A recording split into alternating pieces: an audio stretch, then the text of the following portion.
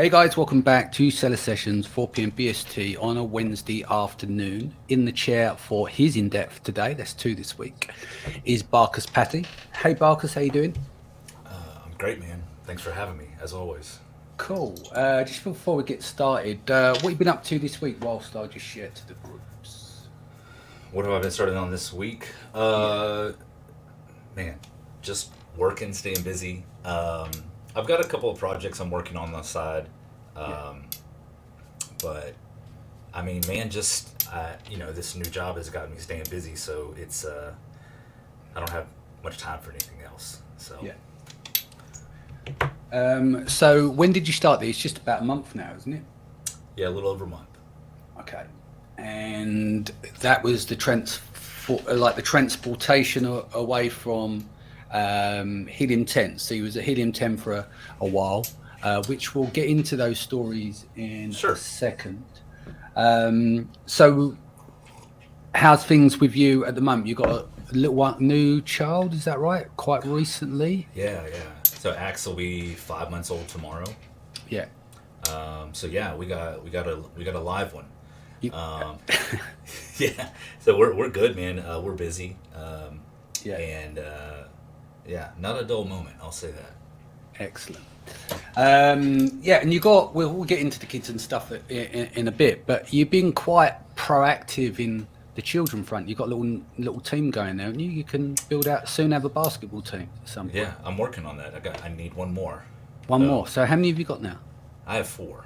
You have four. You have been a Yes, busy boy. Shots just a fired. little. Do not Yes, miss. Yeah. yes. That's Good man. Right. Let's get into your in depth. Let's take it right back okay. childhood times. Okay. Talk to me early point of your life growing up. Let's talk about the dynamics of your parents and that. So start 5 years old. What was Barkus about back then? What was he? Did he want to be a superhero? What did he want? What was his aspirations as a kid? Man, that's 5 years old. I've always wanted to do this. Yeah, Would be in the movies as the stuntman, like the yeah, action guy. Like I've always been a fan of the stuntmen that take the beatings, right?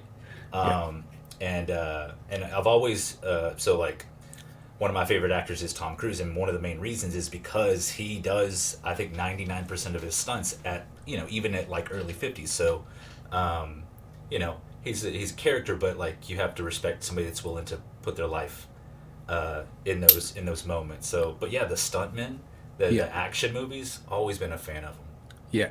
So how old are you now? Because I was going to start showing my old. Because I was going to Yeah, say we're going back to what is it? Dukes of Hazard yeah, time. There yeah. would have Dukes of Hazzard. been yeah. There's a few back then, like Yeah, yeah. 80s, early 80s kind of thing. Oh yeah.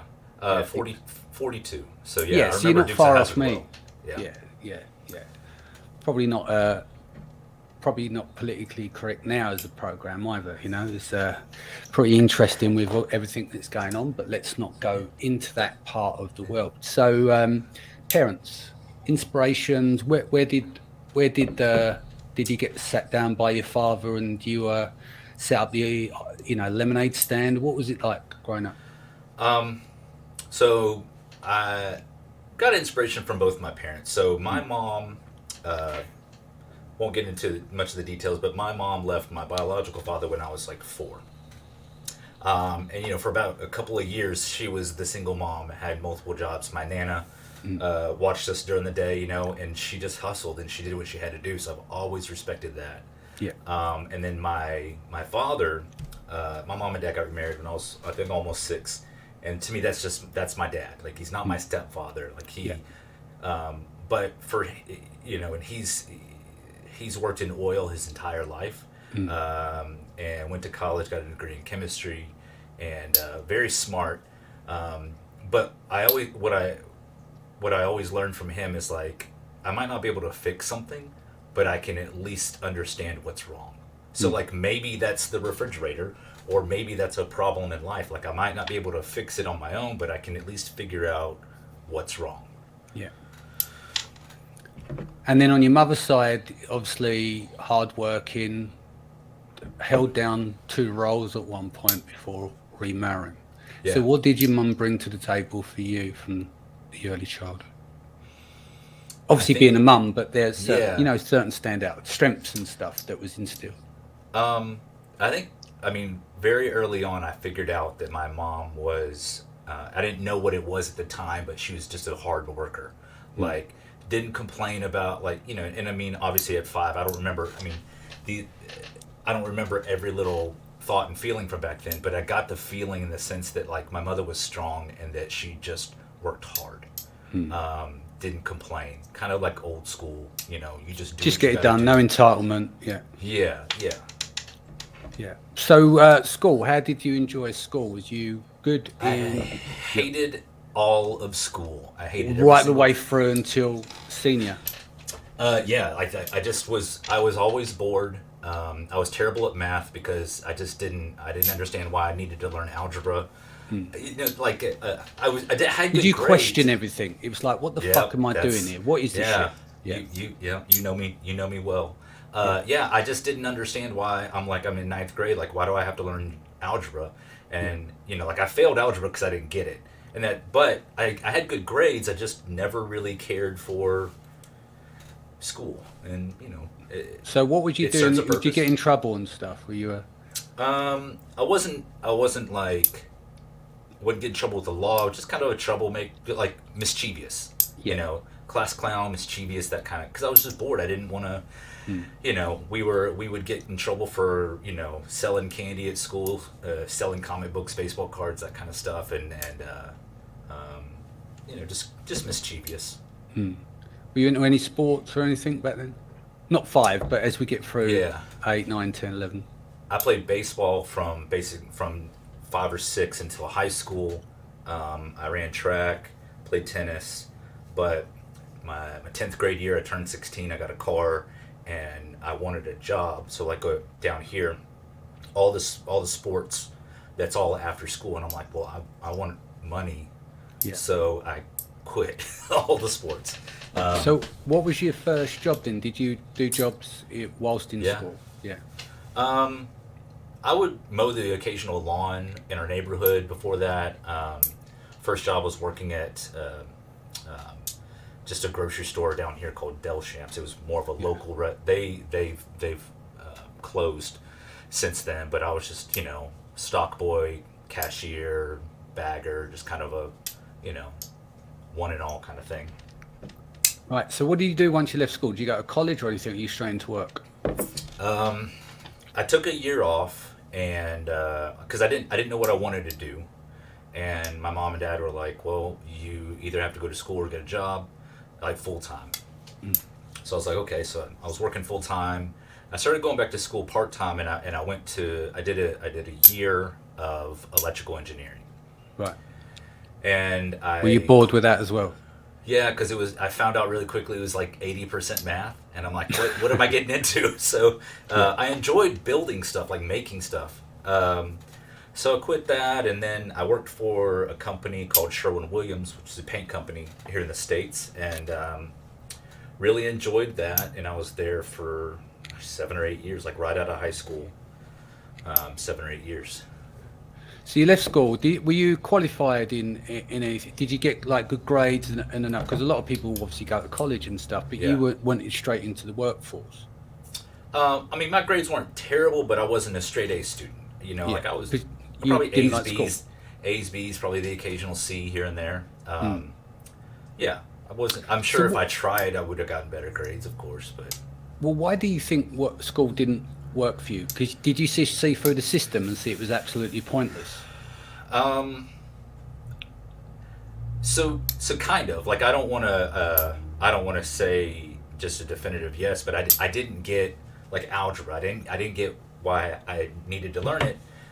In 42 years, 20 plus years later, I've used it. I don't know, maybe 3 times. So Mm. now I understand that like learning fundamentals in certain math skills is necessary, and it probably has helped more than I want to admit. Mm. I just don't see it. Yeah. I liked history and science, but I guess like testing was always boring because it was always memorization. It's like, who is the 14th president? Like, who cares? Like, it's No in a one book. cares. Like back then, I'm like, it's in a book, and now I'm like, my phone can just read everything to me. So, Yeah. I try not to instill those same thoughts into my kids right now. So Yeah. trying to let them learn on their own. Yeah. And so you said you went to the paint company, you were there 7 years. Did you do any side projects or anything? Did you start anything up? So I would always, I would actually paint on the side too. So the business that we were in, it was probably 90% contractors. So I would see the same guys over and over, the same crews every, they would always be like looking for somebody to help paint cabinets or doors or trim or just whatever. And I would do that fairly regularly, just kind of here and there, and it helped me learn our customers a little bit more. I didn't realize that at the time because I was like 18, 19. I just wanted some extra cash, but it did help me understand just that side of the business. And then, so where'd you head out from there? You done 7 years there. What was your next move? Oh my gosh. Well, I got fired from there. And, Go on, tell us, why did you get fired, if you don't mind me asking? I think that I think it's not a surprise that anybody that knows me, again, maybe a bit of a troublemaker, kind of questioning everything. I'm not recommending that as a general practice working for a company, but it happened. I didn't agree with it, but it is what it is. And I'm where I am now because I got fired, right? So Yeah. Everything in hindsight. So I continued to do some work there. I continued to paint. I still had some connections, and I would do that, and it was really good money even back then. And I started working retail just because I'm like, I have to have a real job, right? So I was never, my parents grew up in the 50s and 60s, and back then, like, you didn't think about having multiple income streams, even if that's $500 a month here and $1,000 a month. So that was just never a thought in my head until actually I came into this community. But yeah, so I'm like, I have to have a real job, and I always kind of had something else going on, but I didn't realize it was a hustle or whatever we want to call it these days. So I ran a few different kind of side hustles, retail jobs here and there, and 2006 I got married, and we had our first child, and she had a company with her mother making custom draperies. I had no idea that industry existed until I met her, and then so I quit. What was I doing? I can't remember what I was doing, but I quit that to start a company. What I did was the installation side, because that was also pretty lucrative. And draperies is not something that it's not a necessity. Like, you need the window first. That's the priority. But so the people that, like, generally our clientele were well off, right? And it was normal to do like an entire house. Like, somebody's built a house, custom house, and then they make all the drapes, and then I install everything. And then I would also install like some chandeliers or big mirrors or mantles, stuff like that. Anything that needed to be fixed to the wall. And then I got into shutters and then window film for homes and businesses, and then 2008 happened. So it kind of crushed. Well, no one wants louver doors and windows in 2008 because the recession hit, right? So it was just necessity. Yeah, absolutely. So I shuttered that, and then I worked for I started working for AT&T. Did that for a few years, and then I've had a lot of jobs. I'm leaving some of them out. But around 2012, so Hurricane Sandy hit the East Coast in 2012, so New York, New Jersey, and it was unprecedented because nothing that big, that heavy had ever hit that. And I had a buddy of mine always telling me to get into insurance adjusting. So I'd put in my 2-week notice at AT&T, and then like 3 days later, I was on my way to New Jersey. And then I did insurance adjusting for several years, and that's when I met. So I did that for about 5 years, and when I was home, so 2012 I went through a divorce. So when I did that, I would come home, and then I would also work at a couple of restaurants owned by the same company here locally because I could go wait tables there. It was good money because they're high-end restaurants for the Alabama, right? But I could leave at a moment's notice. I could be like, hey, next week I'm not going to be here because I'm going to go to Nebraska. So had a good relationship with them. But that's where I met my my current wife, but also Anthony Lee. So And, before that, it's always tough to go through a divorce and stuff. How was that impact on you, the dynamics then? Because obviously, the split of the family home and all those kind of things. Yeah. It affected me more than I wanted to admit for a long time. I think it does affect men quite a lot, but they don't normally speak about Yeah. it. And just for context, me and my ex-wife have an amazing relationship now. Yeah. I can pick up the kids anytime. They don't live that far from here, so we get them obviously like in the States. There's a standard like every other weekend, but like we can also get them more than that. And we just share responsibilities and if I don't know, it's probably the best relationship I could ask for with that in mind. Yeah, with yeah. What's going on? Yeah, so it was tough because all of a sudden I was living by myself, right? And the two-y things kind of, it kind of fucked me for a while, and I went through a lot of emotions for a few years. Yeah. And there's no blame on any side. It just it is what it is. Everybody loses when you go through a divorce. So, but yeah, it wasn't fun. But yeah, so I met my current wife. I met her in 2013. No, 2013. We were both in a spot where we didn't want relationships. I didn't want to date. She didn't want to date, but it just kind of happened. A few years later, she went to law school, so we did long distance dating, and that was terrible. But we made it through, and we got married her last year in law school.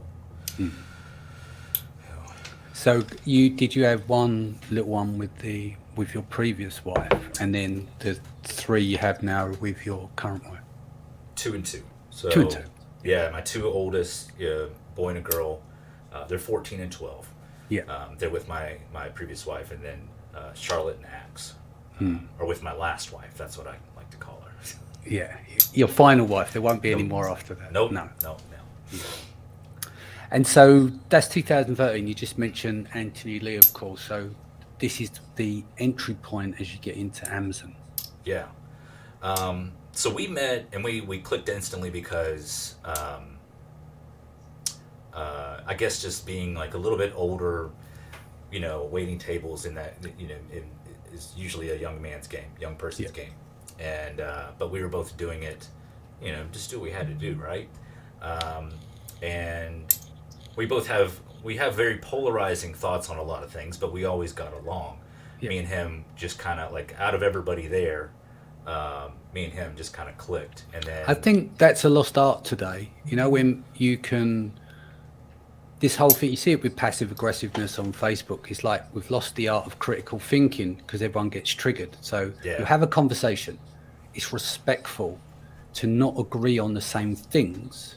And respect each other's opinion, but it ends up turning into a turf war, especially if it's in a public domain like Facebook. And I think we've kind of lost that, and I think that part of COVID's played into that as well, because everyone gets heavily triggered and down to who voted Biden, who voted Trump, and it doesn't really fucking matter, because at the end of the day, it's like healthy communication is good, Yeah. I mean, me and him will still disagree about a lot of things, but I mean, but you don't sulk and block each other, do you? And then unblock each other. That's what I'm saying. It's that kind of vibe.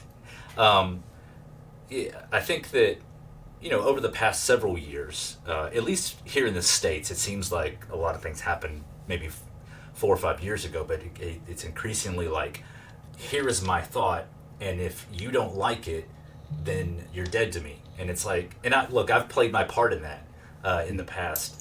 And because it's hard to think about another perspective, especially when there's a controversial topic, I don't know why elections continue to be so triggering here in the States, but they are. And you know. But I will say this, that getting in front of a person, there's people that I will violently disagree with on Facebook about their opinion. Not, I don't do the discourse anymore. I try not to. But at the end of the day, I know that those people are good people. Like, they want to take care of their family. Like, at the end of the day, we all want the same thing. We want to thrive with our families and our friends. So I have to think about that when somebody has like just a very polarizing topic about something. Well, I mean, some people just do that for attention, right? They go and put out something dramatic and then fuck off and do something else and just leave you a load of comments underneath, because that's their way of getting attention as well. Like, they not even not care about the subject, but because it triggers people, they think it's funny. Yeah. But then the joke's on you if you respond. Do you see what I mean? Like, I see loads of shit on Facebook and I just ignore it. I'm too busy. I'm too fucking busy to worry about what everyone else thinks. Do you know what I mean? Yeah. And I'm like, I'm like, my feeling is, you've got your own business to mind. You don't need to mind other people's business. So let them get on with it. Do you know what I mean? But I do think it's a lost art. It's that balance. And I think when you do this kind of stuff in the public domain on Facebook, it's all about ego and it's all about saving face. Yeah. Pick up the phone. Yeah. No, do it in private. You know? Yeah. It's hard to wade through that stuff, because I still want to stay connected with my friends and family, and I also want to understand what's going on in the world. But then it's almost like I need a virtual assistant to filter out through all the BS that's out there. Yeah. You know, just send me these cool posts, you know, like that kind of stuff. So it's hard because and then kind of just being in the space that we're in, like we all kind of leverage social media for professional attention. Exactly. That's my whole point. So social media becomes a tool for your work and for your outlet. Yeah. Right. And then you've got the triggering stuff where, here's the thing, from a stoic point of view, give an example, is that if you get triggered, they become your master. Yep. Do you know what I mean? Because you're easily triggered. So you lose agency through being triggered. Yep. No, absolutely. It's kind of tough sometimes. Anthony, then, so opposing opinion, because I remember Anthony who was the ranking company we'll get into in a minute, because you was working there together, and I remember the boss, and I see these long posts between him and Anthony in the live arena, like these big long debates and stuff, which is hilarious. So Anthony, you're waiting tables, you made a connection. What? Yeah. So shortly after my wife, when she left to go to law school out of state, Tony left to go work for another company, and I went to do more insurance adjusting, but this was like some more long-term stuff. So it was non-catastrophe, where I would go work in an office in a certain area for maybe 6 months or a year. And I did that for another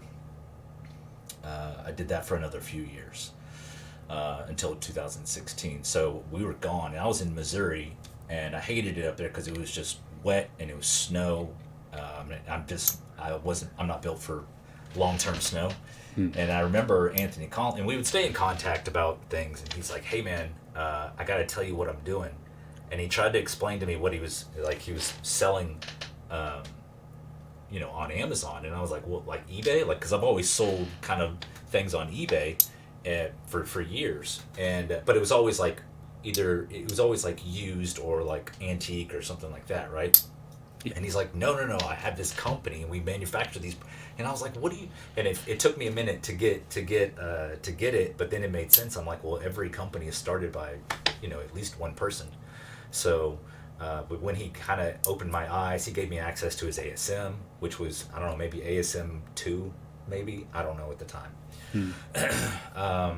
And then it got my feet wet of, oh wow, it's easier than I thought to get a product labeled to my liking, labeled and packaged to my liking, and putting it on eBay or putting it on Amazon. So, and then I came back home to marry my wife, and then Tony was here in the area too, and then I started working for him when it was back when it was Zon Blast. Yes. Yeah. Yep. So that's 2015, because that's when I met him Yep. in Hong Kong with Will Churland at the, what was it? We were speaking at Megler's events. What is it? I can't remember now, but yeah, Global Sources. It was a Global Yes. Sources. Yes. Yeah, yeah. So yeah, I remember the early days of that, because you guys, I think, were the first ranking company, if I'm right, or the first established ranking company that people Yeah. knew of. Yeah. I think we were the first company to I guess to that wasn't like a small private kind of Yeah, thing. yeah. Um, So how was that? You worked for Joe. yeah. What was your role there? What were you doing? In the beginning, I did some copywriting, but then I ended up building out the support team, sales Mm, support, and I did some content. You know, we would do webinars, um, you know, Facebook content, Facebook lives. Me and Anthony did this. We would do this show called Anti Guru TV. mm, But it was really just us, like, just shooting the shit. mm. But it was fun. It was just to kind of like have a low key conversation about Amazon and e-commerce, and that without having the fluff of you know, a polished webinar. That's kind of what we liked about it. Yeah. And so you were there for how many years? Because it grew to quite a size before you done your transfer across to Helium Yeah, 10. It was a double transfer, wasn't it? I thought it was like in the UK, we had the last day of the football season and everyone's getting their transfers in. yeah, It was like it came up with used to a few years ago with Helium 10 t-shirts on. yeah. I was there for a little over 4 years. I was Mm, promoted to chief success officer. yeah. It was fun there. I learned a lot just about software, and then the ranking process, and just Amazon in general. Made a ton of connections. I met people at Prosper just a few months ago. They're like, "Man, I used to be a customer of yours at Zomblast Six Leaf." So, which I always love. So we rebranded to Six Leaf, and then we started building out more tools and everything. And then you know, Helium What 10 happened there with the rebrand? It was because you want to expand, be concerned about the terms of service with Amazon, and diversify the skill Um, set and services offered. I think that it was mainly like we didn't want to be known as a one trick pony. Yeah. Like that was just the name Zon Blast. It was pretty, you know, pretty easy to pick up. Like it was a product launch service, and we were building tools that were beyond that. Like we still had those tools, and they still have those tools. Yeah. But it was just kind of, you know, branching out, pun intended, kind of rebranding. And so what happened there? Talk us through this. How did it all come about with you guys? Because it's like two of the main faces of a company that's established itself is then just done a transfer to the big pockets of Helium 10. You know, it was Yeah, a clever move by them, because your profiles had raised, people knew you were in the space, sure. you were respected, so was Anthony. And it was like going in and hoovering up talent, if you like. Yeah. So I had gone out to Bradley Sutton with Helium 10, and I've known him since Zomblast days. Like we would help him launch products for the companies that he was working for at the time, and he was working there. And he's like, "Hey man, we're doing this thing called Elite, and I'm looking for somebody to come out and speak for us at one of our first in-person workshops." And I was like, "Yeah, man, I'm down." And he's like, "I got to tell you, you're not the first person I thought of." And I was like, "I don't care. Like, I get to go to California. I'm happy to, you know, get out of the house, right?" And I mean, I was just flattered regardless, right? So I went out there and spoke on behalf of Six Leaf. You know, just talked about ranking in 2019, right? And while I was there, they were like, "Hey, are you interested in talking about, you know, coming to work here?" I was like, "Well, I'm here, you know, wine me, dine me." And so it worked out. You know, it was a good move for me. And then, you know, How Tony did know. how did the double tap come together? Like they scooped up the Yeah. pair of you as a team. Oh man, I don't.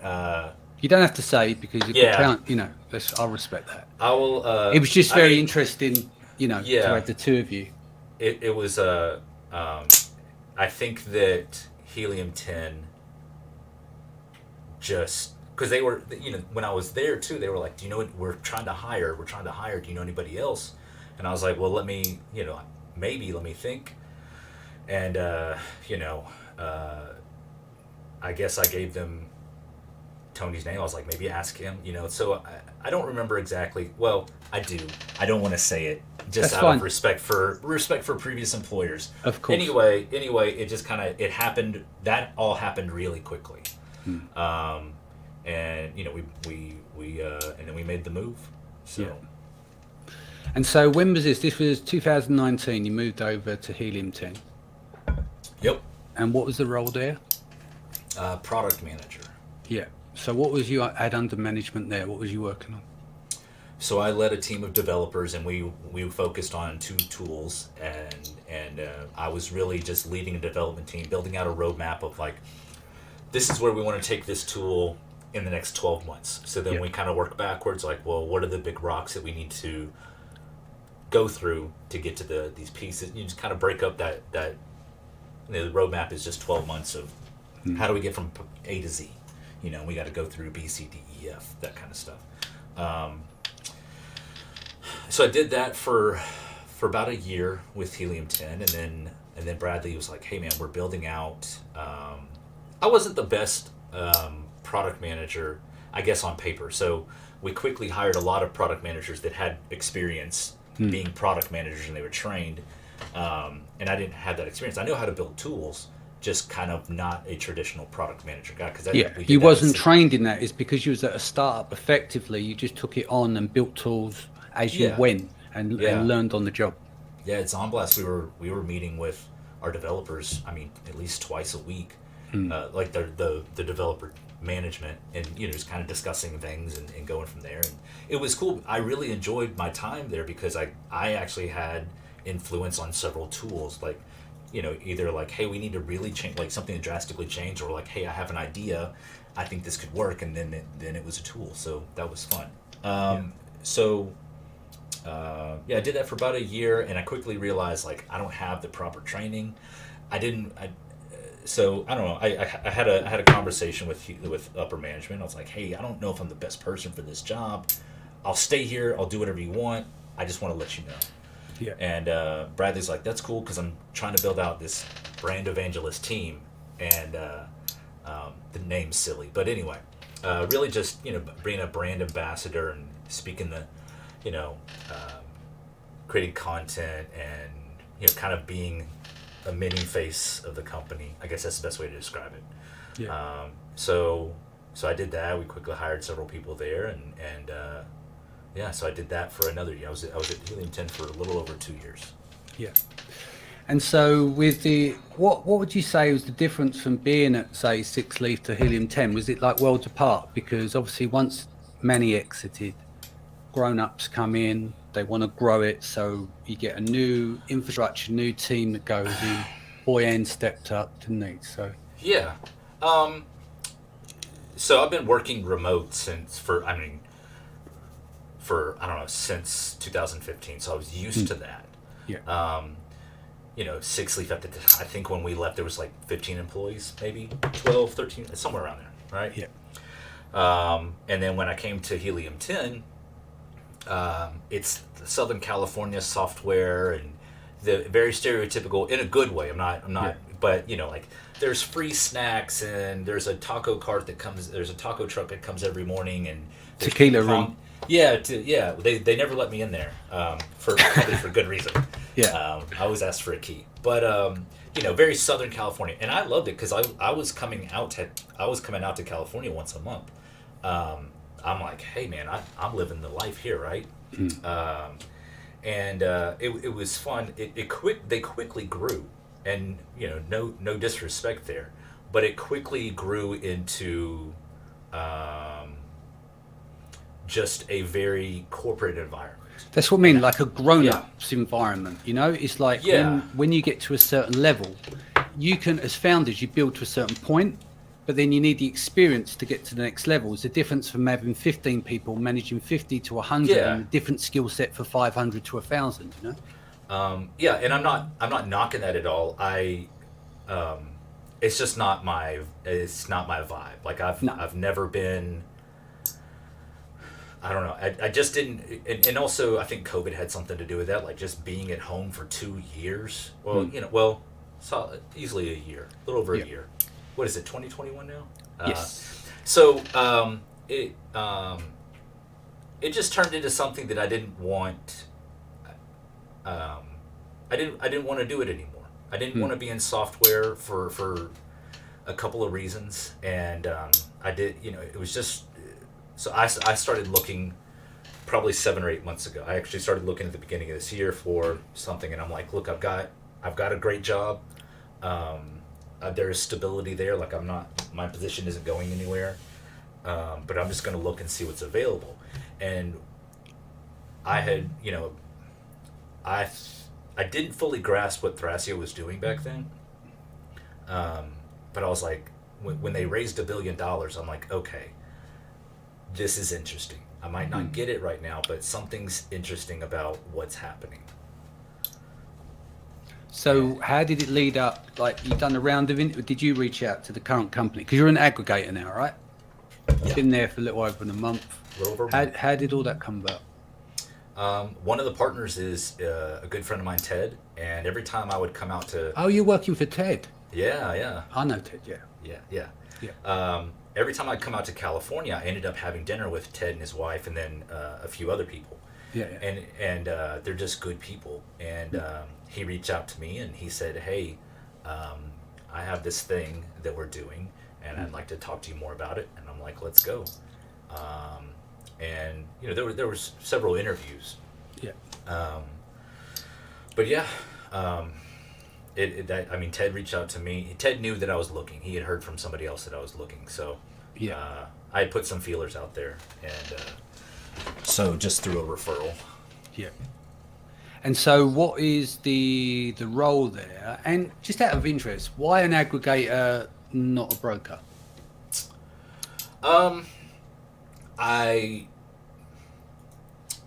So trying to think of the easiest way to put this. Like, I like being in the thick of things, right? Yeah. I like figuring out problems. I still wanted to be connected to the space. Like, I really love this community. Yeah. It's helped me more than a lot of people realize. There's amazing people in here. So I still wanted to be connected to it, and I didn't feel like I would get that on the broker side, because they might be brokering a blog about, I don't know, a baby blog, or they might be brokering a SaaS company. So I want to still be connected. And I just enjoy, I guess, like, the actions of, like, let's fix this listing, or how can we grow this business, kind of thing. So you're not doing anything related to acquisition. You're working on the internal brands that they've bought. A little bit of both right now. So we're super early. What my role is head of growth. Finding brands that are out there that have posted themselves for sale. Using and then also initially vetting those brands, and then just bringing that to the table. Like, hey, I think there's an opportunity here, and here's why. So that's my main role. There'll also be some content creation in there, but right now, like, we're like everybody else. We're hiring as much as we can, and we just got a brand that's like 1,700 SKUs, and there's maybe 20 of us, so it's all hands on deck on something like that. But a little bit of everything right now. Yeah, no, it's interesting because there's a lot of people in the space have been tapped up and given equity on handcuff deals and stuff. People know on the podcast I've walked away from about 250K's worth. There's some announcements coming soon, but it's not related to the aggregators. Because, like, for me, like what you said, it's about the community. And as much as I love working with the aggregators, they sponsor events and stuff like that, it didn't feel right for me personally with what I do, because it's a zero-sum game, right? So it's down to the aggregators that come into the space to bring in this flood of money, to give people the opportunity to exit. Yeah. And the way I felt about it personally, not for you, because I know a lot of people have done these equity deals, but for me, it it took me 7 months to think it over. And there's announcements coming soon, but it won't be on the aggregator side because I feel more comfortable not doing that, if that makes sense. Yeah. I can't Oh, really absolutely. say too much. That's why I was interested, because when you said, I want to be in the thick of things, I want to still be in the community. And that's the same as me as well. Do you know what I mean? But yeah, it's a really interesting dynamic. And I want to be absolutely clear. I love the fact that our aggregators in place and all this nonsense about 2.5 multiples. A very close friend of mine that I put around the table of a few people, I won't say the multiple, but she closed yesterday and the money's sitting in escrow after 3 or 4 months, and she's rich beyond her dreams, and she got a fantastic multiple for it. So I think there's always the backlash. Oh yeah, don't go with the aggregators. But I think it's wonderful that they're in the space, and I do believe that it is a seller's market. You just need to play the game right. Yeah, I mean, because everyone needs deal flow. Yeah, absolutely. And that's how I feel about it too. Like I think that number one, these business like aggregators wouldn't be thriving if people didn't want to sell their brands, right? So there's plenty, and it is a seller's market. So if I had a brand that I wanted to sell, I could take it to 50 different aggregators. Easy. And and it's like going to buy a car. Like, well, they're giving me a better deal. Here it is. Can you give me? Can you beat it? Like, so that's I would do the same thing. I would shop mine as much as my brain could handle. Yeah. But I think that long term, I think aggregators with the cash flow that they have, they're going to force our community to mature. Like everything from software to services to sellers themselves. Like everybody's going to have to level up. For example, like something as simple as like a P&L. Like, it's boring to talk about it, but man, like you can't go to a broker or an aggregator without a P&L. If you're like, yeah, well, here's some Seller Central reports, nobody wants to look through all that. So that it's just one of those things where it's going to force everybody who, like, if you want to exit, even if you don't want to exit, if you want to raise money one day, you still need something as simple as a proper P&L.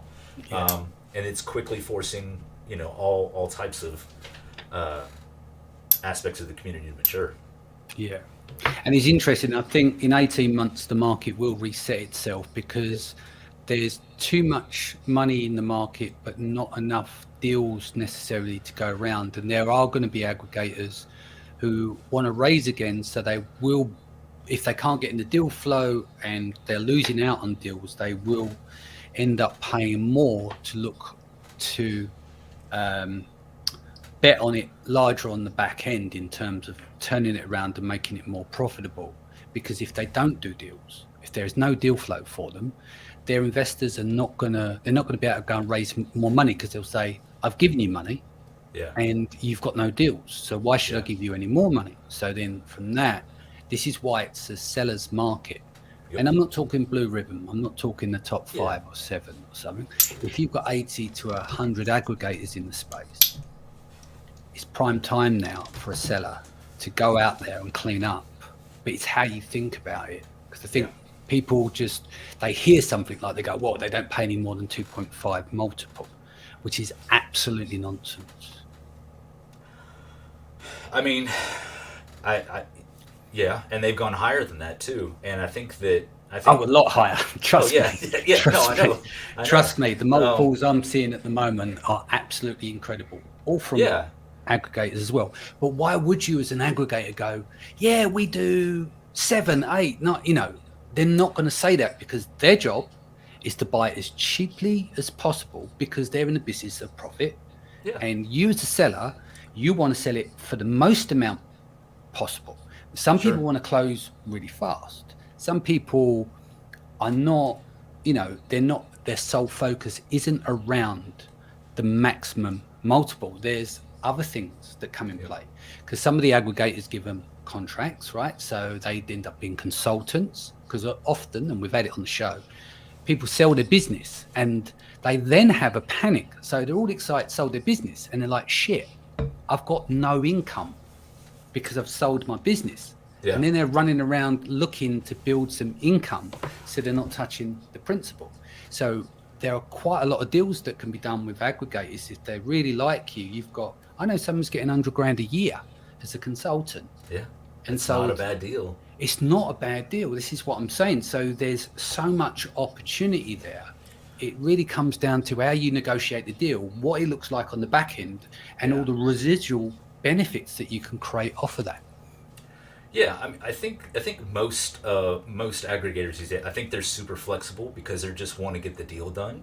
But like you could just do 100% cash out. Maybe there's a holdback for a few months, but maybe do you want earnouts?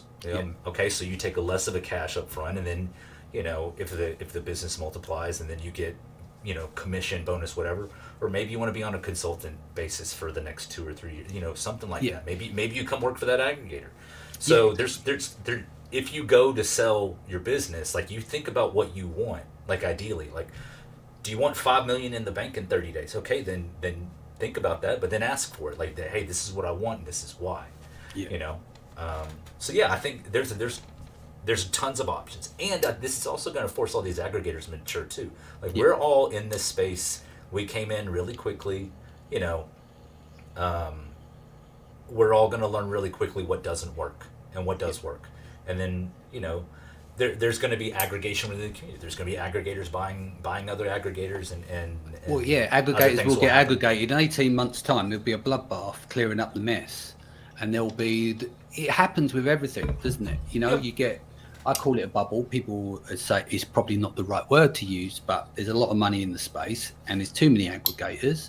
Yeah. And at some point, someone's going to make a mistake. Someone's going to look at the trailing 12 months, and they've got the COVID bump, not included that into their calculations. So when they give over the top in terms of buying the business to secure it to get the deal, then what happens when they get 12, 18 months out? The margins shrink. You've got shipping costs that have gone through the roof. And so there's going to be quite a few miscalculations going on, and only time will tell whether we're right about that, Yeah. Something else about aggregators is I've noticed that as of recently, like there's aggregators in all types of industries right now. Like there's SaaS software aggregators.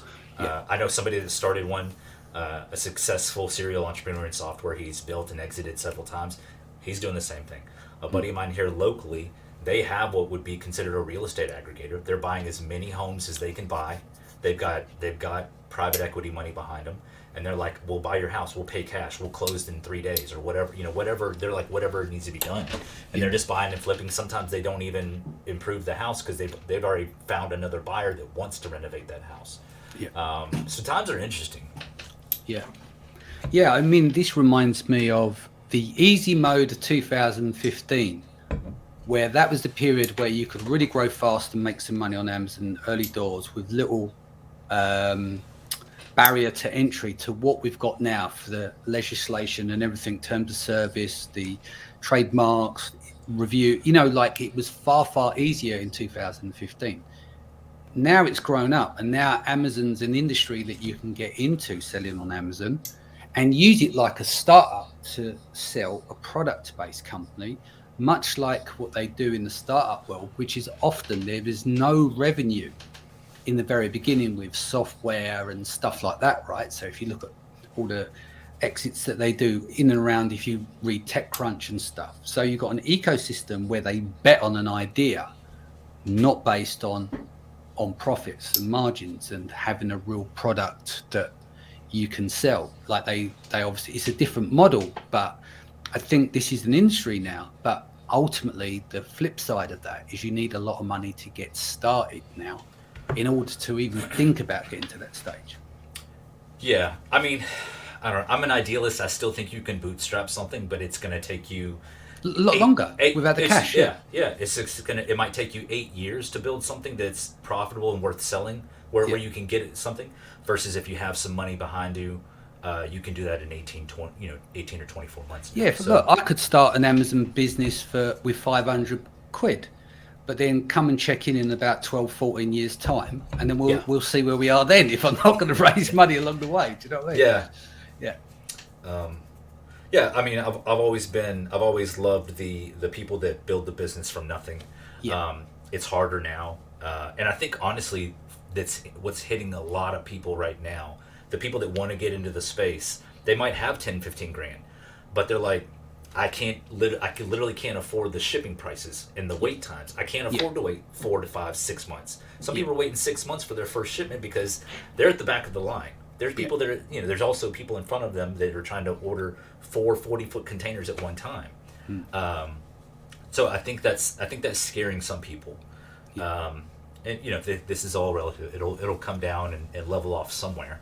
yeah. We don't know when, but it will eventually. But I will say this. I also love, I guess, small batch manufacturing is kind of making a small rise, at least in the U.S. But if you think about things like 3D printing, I've been in it for a little bit, learning that space, but also there's the kind of equipment that you can get these days and have just in your office or your garage. You couldn't have any of this stuff 10, 15 years ago, and if you did, it was $20,000 for like a CNC machine. Yeah. So there's a lot of people out there now that are making things for businesses. They're not making stuff to necessarily sell on handmade Amazon or Etsy. Like they're providing maybe a part for an industrial machine that they 3D. I've got a buddy of mine that sells. There's this one part that he 3D prints for industrial dishwashers or industrial washing machines, because the part from that manufacturer is like $300. Well, he can print it, and he sells them for a lot less, but he stays busy. He prints those as much as he can, Mm, and there's this shift happening where all this machinery and this equipment and this knowledge is just easier to get a hold of. Yeah, we're a little off topic, but mm. I just love that space. Everything from like printing labels. Like 15 years ago, like you couldn't afford 5, 10 grand for a machine. Now you can get that machine for, I don't know, less than $500 and print the Yeah, same high quality labels that you can get anywhere else. yeah. So there's a lot of things happening, and I think that will help curb when that'll take, I don't know, at least 5 years to mature itself. But when those people really understand, like I can make a real business providing not just handmade art or novelty things, Yeah. I think it'll definitely. Cool. So where do you wanna see yourself 5 years from now? 5 years from now, a little thinner. Um, let's see here. 5 years from now. So I've actually been planning this with my wife, but uh, we have things in place to be completely debt free. Like Mm, we both had some debt. We both married into. A lot of it is some of it's law school, but we're like we have like a focus of let's get rid of that in 2 years, right? yeah. Um, and the bad debt, right? So there's good debt, there's bad debt. Like I'm not talking about get rid of cars, but like just that kind of stuff. That's probably like the big focus of ours. I have a professional goal, Mm, and maybe this aggregator thing takes off, and maybe it doesn't. But I'll say this: the next 4 years, I'll develop this skill within mergers and acquisitions that I can go into any industry that I want. exactly. Yeah. So it doesn't matter at that point because businesses buying businesses will be there until the end of time. Yeah. So I'm happy with that. There also could be an amazing opportunity where I don't know. I'm just traveling the world after 5 years. Yeah. All 4 kids are coming along. And it's the big Patty bunch. Just traveling the world and hanging out. Sounds good. Darkest hour just before dawn. What's your biggest comeback? My biggest comeback? Yeah. What's your darkest hour where you just had to dig yourself out the hole and Oh man, I've talked to you about this a lot. So it's really been probably the past year, maybe 2 years, where I wasn't happy with any aspect of myself. I'm like, well, I'm not in shape. Um, we have all this debt. I could be a better father. I could be a better husband. Like all these things, and it's everything that like I'm assuming like 99% of guys go through the same thing. I'm sure a ton of women do too. Is like looking at all the bad things about myself, and I'm like, and then realizing like, man, this isn't. like I'm not terrible human being, right? I just want more. And knowing that, I guess coming to the realization that like I'm capable of more, and then if I'm capable of more, then that's what my family deserves. And then kind of when that thought came into my head, I'm like, okay, like that's what it's about, right? Like I might not be the smartest guy in the room, and I might at the end of the day, you know, in 30 years or whatever, I might not have, I don't know, maybe I'm not wealthy in 30, maybe but what if I can teach my kid, like my oldest is 14, he's going to start working soon. What if I can teach him all these things that I'm still learning right now at 14, 15, 16, that sets him on a path for greatness? That's what it's about for me. So like when I took it out of like, okay, well, I'm not where I want to be, and that's okay. Nobody ever is. I'm sure there are days where, I don't know, Oprah Winfrey is not happy with who she is, right? And just as an example. So I think getting to the point where like I guess I was just beating myself up. And then realizing like, okay, well, I'm worth more than what I think I am, right? And I think that's what kind of led me to this job. Like nothing against my previous employers. I just wasn't happy, and I made a move, and now I'm happy. Yeah. And I guess that's the biggest it's a mental thing. I think for guys, they need to have purpose. And if you don't know what your purpose is, it makes life very difficult. Once you know what your purpose is, and you focus on that, and you strive for excellence in all areas, yeah, that stuff will come together. There's a reason to get up in the morning. You know, I have 3 rules. I turn down 99% of things because I say, does it make meaning? Will it make me happy? Yeah. Will it make me money on the business level? If I can't get all of those 3 things in a row, it's a no. Yeah. And which means is 99% stuff is a no. I've turned down shit tons of money because the carrot and stick thing, it just doesn't work for me. It has to have a meaning behind it for me to do it. I'm 45 now. I can't chase a pound note. I'm just not fucking interested.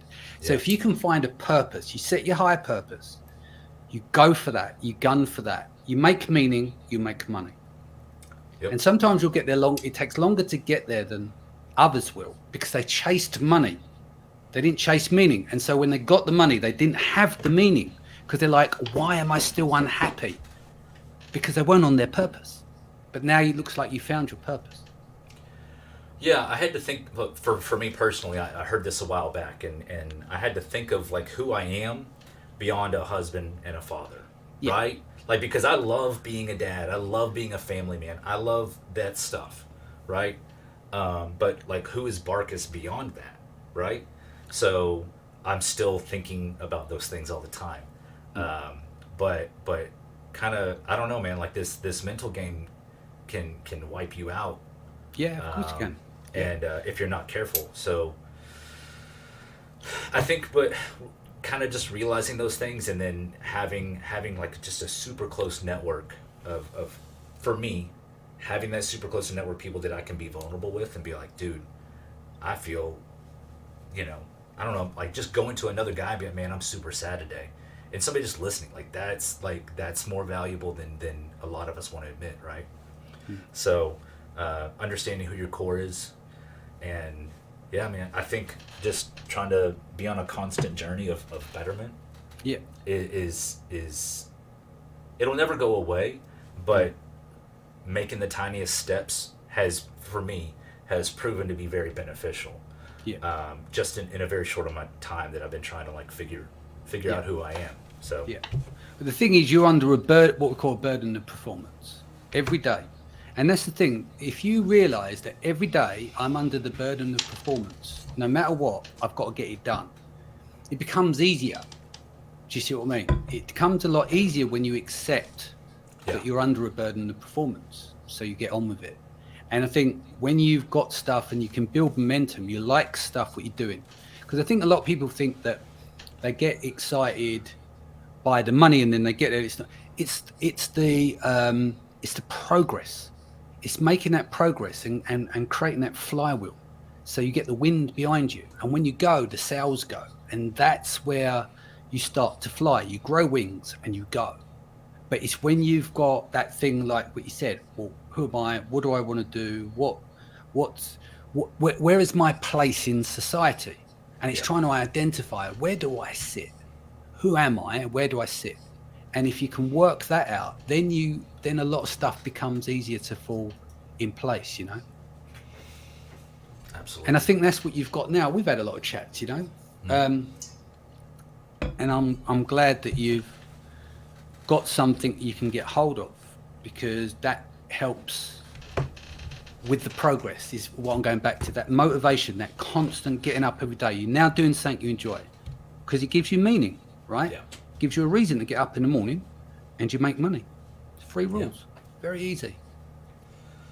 Well, I don't know about very, at least for No, me, no, it's not very easy, but like if you look at it, if you can put it in the box and look at it and go, having a philosophy of life, like have a breakdown of philosophy, your boundaries and all these different things, is I always say to anyone, man or woman, write down your life philosophy. What are your values?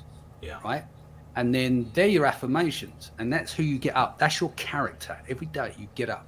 That's what I do. And every time you feel sorry for yourself, then you tell yourself, there's a cup, drink from the man the fuck up cup, and get it done. Yeah. And then what happens once you push past that, because when we sit down and we don't do anything, the longer you're idle, the harder it is to get motivated. And I use there's a rule, 5, 4, 3, 2, 1. There's a book written by a lady. I didn't need to read the book. I just needed to know that 5, 4, 3, 2, 1. If you're sitting on your ass and you wanted to do something, but you're tired or anything, or wake up in the morning, you don't want to get out of bed and you hit the alarm and stuff, just say 5, 4, 3, 2, 1 and plant your feet on the ground. If you're sitting in the chair and you know you've got to go back to work, 5, 4, 3, 2. Very simple, because your brain it adjusts something on the left and right side of your brain. And then you get into that, and every time you do it, becomes easier. Because I think when you get into that heavy weight on you, it's very hard to get back out of it. And as entrepreneurs, we ride this wave, right? It goes up and down. You're marked by the valleys, not the peaks. Because the peaks, anyone's got momentum. It's like, what can you do in the valleys? And it all comes back from these learnings that you had. Is you now got a focus and you've got a meaning behind what you want to do. I couldn't agree more. Like the past couple of years were just, I mean, me and you have talked. It was tough for me for a lot of reasons, and I was just constantly down on myself. Yeah. And you know, and Tony, again, being one of my best friends, he's like, dude, you gotta do something. Like, do something beyond, like he's sympathetic, you know, like, but he's like, you have to do something besides what you're doing, which is just like, you know, loathing about yourself, right? So small changes have helped me fundamentally, and then just trying to reavert, like having some sort of plan of like writing a list. Like, it's something very small, but like wherever you put it, like on a calendar or a piece of paper, like putting down like just one thing that I want to accomplish that day, like professional and personal. Like maybe I need to take out the trash. Like, and I'm writing it down so I don't forget. You start by making your bed. Yeah. Do you know what I mean? Yeah. You start with the small one things, and then you do 2 things, and it's 3 things, and it's 4 things, and then you get a system, and then you become into this habit. You form these habits that are consistent. And then you understand why there's people out there that can get more done in between 5 and 7 every day than you get done in a 10-hour day. Yeah. Focus and having those. That's the thing. It's like focus, discipline. You're tired, but you still got to get it done. Yeah. All the time. Everybody's tired. Yeah. But everybody also has the same amount of time. And there are smarter people in the world than me, but like I started looking at all these people that I admire. In public figures. But then you start comparing yourself. You're going, look at them, they're superheroes, they do that, I got the same 24. Then you can turn it on yourself. The focus is, what am I going to do today that improves on what I did yesterday? Yeah. You know? So part of me was like, oh man, why am I not there, whatever. But what I started to do is like reverse engineer what they do, right? So, I mean, everybody that I've ever talked to that's like, that I've ever had the chance to talk to or listen to on YouTube or whatever, there's like these very small core principles. Read, drink plenty of water, get some sunlight, exercise. And I'm like, it can't be that easy. But it turns out that those things like fundamentally help. Like for me, I'm not going to speak for everybody, but like these, it sounds so dumb when you hear somebody that's like, I don't know, a multimillionaire's like, yeah, dude, just wake up early, go for a run, drink some water, read a book outside for 10 minutes. And you're like, man, no, dude, shut up. Like, you're just feeding me a line of crap, right? But, yeah, it does help, at least for me. So, like, these small little things, like just reading and not reading on a screen, but like an actual physical book. I've got a list up here of, these are all lists that this up here, I look at these every day. These are books that I need to finish reading. So, but yeah, it's the small things that have really helped me kind of turn a corner. You know, I don't know. That's all you need, a spark. It's not One sexy, spark but to it start works. the fire. Yeah. Yep. Legacy or money?